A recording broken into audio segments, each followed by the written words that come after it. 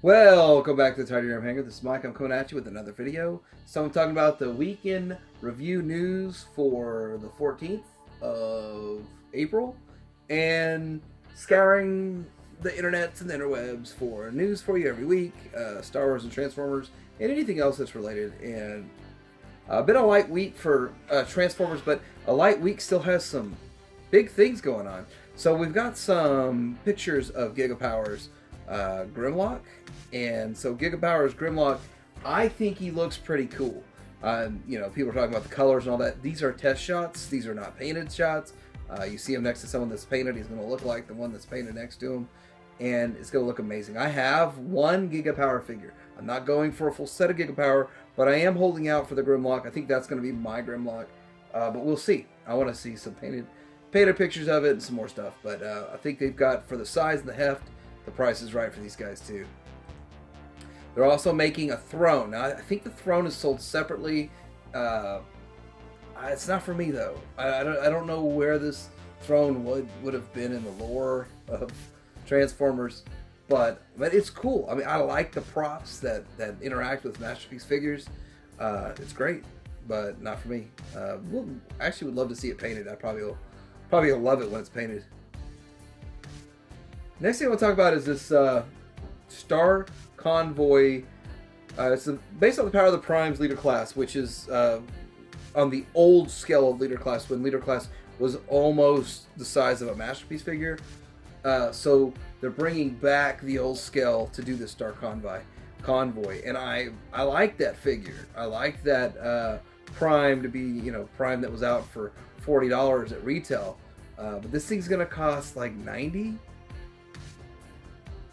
80 or 90 bucks. I'm not in on that, so I'm not for that price. Now for the actual figure itself, if this was 50 like its predecessor, 40 to 50 bucks, I'd be all over it, but not for 90. The Matrix looks cool. I like that shiny Matrix. Then the Matrix actually interacts with the gun a lot. Also, this is the base mode, which is different than, I believe this is different than the base mode with the Power of the Primes. But, yeah, Legends figures work really well in there. This next thing in the Transformers world that is Transformer-ish and a whole lot of Transformer stuff. We do have this, it's another Dotson brother. So Smokescreen for the War for Cybertron. And I think it's a Siege Smokescreen. I think it just looks exactly the same as Prowl. I did a review of Prowl, so this is just a recolor of that Prowl. And I know that when you make, every time they make Smokescreen, they make the front end look a whole lot thicker, but this doesn't look like they did that here. It's just more like a different paint job. But, you know, I'm okay with them repainting the mold because that's the way it was back then. It's just, I expect a little bit more upgrade. I think it looks cool. I think it looks good. Again, the car mode still kind of just looks a little bit futuristic for my taste, but the figure I think looks cool. A lot of people bash that Prowl figure, but I thought the Prowl figure was one of the better of the figures that they've made.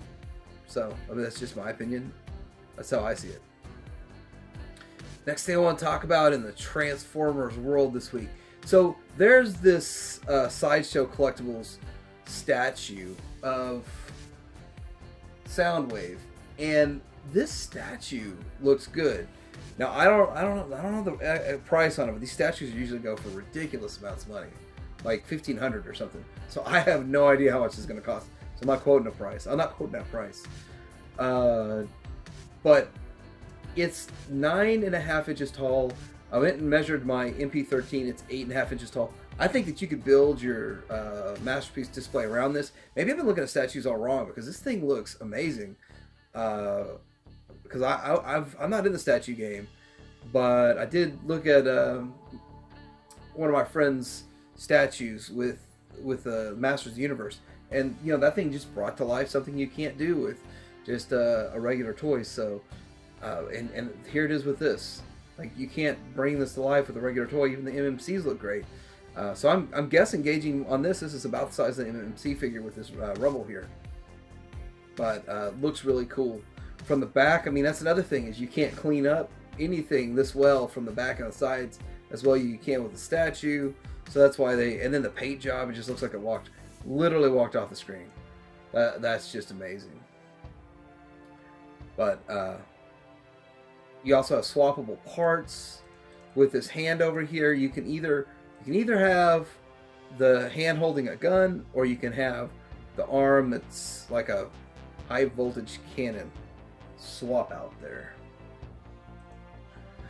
So that kind of brings it into the Transformers. I got some Star Wars news. It's heavy Star Wars news. I'm going to do another video about it, but we do have this weekend was the Star Wars Celebration, so you'll have a video just about that. But there was a presentation and a lot of reveals, a lot of new toys coming out, a lot of great stuff, and I'm sure those who went had a lot of fun.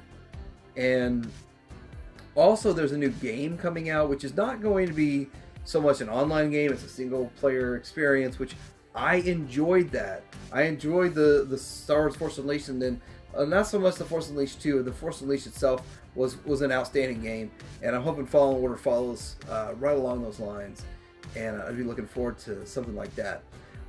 Next thing I want to talk to you in the Star Wars world, because I didn't cover this in my other video that's coming out later today, but there was a lot of talk about whether or not the Celebration was going to have barges, because these boxes look like the barge boxes now. It's hard to tell by this picture, but were they having barges? We were informed that they had lightsabers in them and they weren't selling barges. But you know, it's kind of curious, because if there were 88 tin produced, they made close to 10,000, but only put 400 up for international orders. What did they do with that remaining 800, or so? 800 or so. So, I mean, we're still curious about that. I'm curious about that. I'd like to know.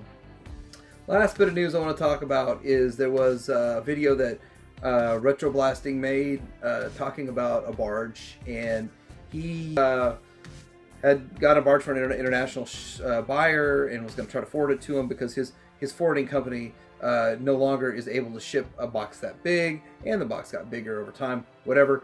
But I was interested in this because I do have a lot of international viewers that I was wanting to give some advice to if I figured something out with this situation.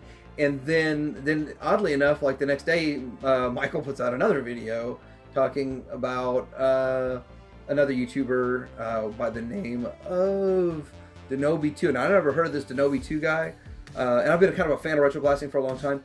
But Denobi2 did bring up some valid points in there. And my thing is, I'm not going to get in the middle and take sides on any of this, whatever. But it's just interesting if you want to kind of watch that how that thing played out. But anyhow, I just figured I'd throw it out there. If you guys haven't heard about this, it's kind of silly what's going on between the two of them. But there was a third video from Retro Blasting. I think it was from Retro Blasting, and it got deleted and taken down. So I missed that video, so I can't speak to any of that. But the point with all this is, Hasbro, in the end, Hasbro did international buyers wrong, and then we thought they made it right to international buyers with a small supply of like 1,500 for international buyers, but it only turned out to be 400. So that's kind of sad right there. So I don't know what the solution is here at this point, because if you do another production run, then they'll never ever be able to ever fund another HasLab project, because all the people that backed the barge backed it because they knew that they'll never get it again. So if the next project comes up, we can just wait 3 years, you're not going to get 5,000 people. You'll get 250 that actually would back something that's going to get made again. So it's a sticky situation that everyone's in. And, I was trying to figure out the best way to go about giving advice, and I don't have it. So like, subscribe, let me know what you think about the news. Have Darren Hanger out.